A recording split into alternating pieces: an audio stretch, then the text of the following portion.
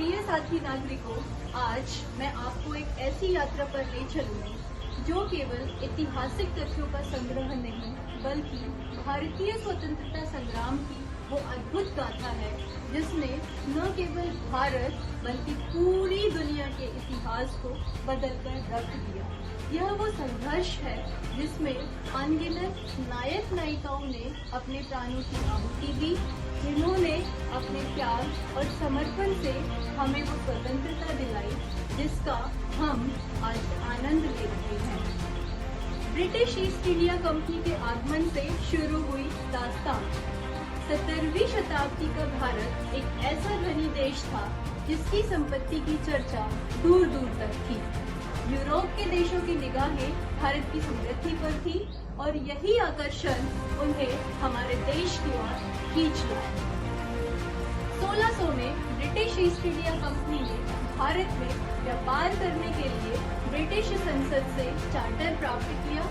यह कंपनी भारत में व्यापार करने के इरादे से आई थी, परंतु जल्द ही इसने भारतीय सत्ता और राजनीति पर कब्जा करने की महत्वाकांक्षा पाली। वो व्यापारिक केंद्र जो कंपनी ने स्थापित किए थे धीरे धीरे सैन्य ठिकानों में बदल गए।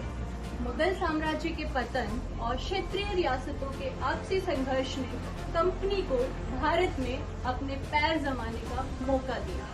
1757 में प्लासी की लड़ाई में सिराजुद्दौला की हार के साथ ही ब्रिटिश सत्ता ने बंगाल में अपनी नींव रख ली। यह घटना मात्र एक लड़ाई नहीं थी बल्कि भारत के इतिहास को बदलने वाली थी। 1757 से लेकर 1857 तक ब्रिटिश शासन ने भारत में अपने पांव जमाने शुरू कर दिए।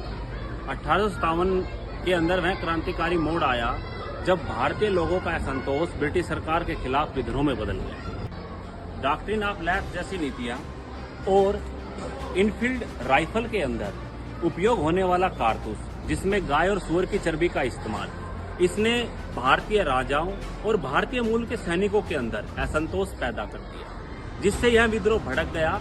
10 मई 1857 को मेरठ से वहां के भारतीय मूल के सैनिक जो ब्रिटिश शासन के या ब्रिटिश सत्ता की सेना में शामिल थे, उन्होंने विद्रोह की शुरुआत करी और दिल्ली की ओर कूच कर दिया। बहादुर शाह जफर को अपना नेता घोषित किया गया और दिल्ली के ऊपर कब्जा कर लिया। 57 का यह विद्रोह केवल एक संघर्ष नहीं बल्कि भारतीय जनता की स्वतंत्रता की प्रबल इच्छा का प्रतीक था। यह कानपुर, बिहार, झांसी, अवध जैसे कई क्षेत्रों में फैल गया।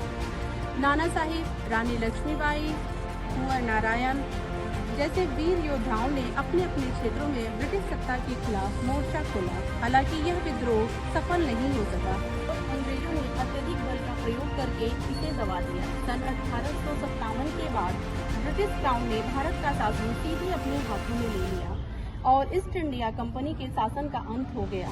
इस विद्रोह ने भारतीय स्वतंत्रता संग्राम की नींव रखी, जिसे आने वाले समय में और अधिक मजबूती मिली। 57 के विद्रोह के बाद भारत में ब्रिटिश शासन ने अपनी पकड़ को और भी मजबूत कर लिया। प्रशासनिक सुधार, सेना में बदलाव, फूट डालो और राज करो की नीति ने भारतीय जनता को विभाजित करने का काम किया। लेकिन इसी दौरान भारतीय समाज में राजनीतिक जागरूकता बढ़ने लगी। सन 1885 में भारतीय राष्ट्रीय कांग्रेस की स्थापना हुई, जो भारतीय स्वतंत्रता संग्राम का मुख्य मंच बन गई। प्रारंभिक दौर में नेताओं ने सुधारों की मांग की। इस समय ब्रिटिश संसद में भारतीय अधिकारों के लिए पैरवी की गई, लेकिन जैसे जैसे समय बीतता गया स्वतंत्रता की भावना और भी प्रबल होती चली गई। 1905 में बंगाल विभाजन हुआ। इसके विरोध में स्वदेशी आंदोलन की शुरुआत हुई। इस आंदोलन में विदेशी वस्त्रों का बहिष्कार किया गया और स्वदेशी वस्त्रों को समर्थन किया गया। देश की जनता ने आत्मनिर्भर बनने की इस आंदोलन से प्रेरणा ली। बाल गंगाधर तिलक, विपिन चंद्र पाल और लाला लाजपत राय जैसे नेताओं ने इस आंदोलन को एक नया मोड़ दिया।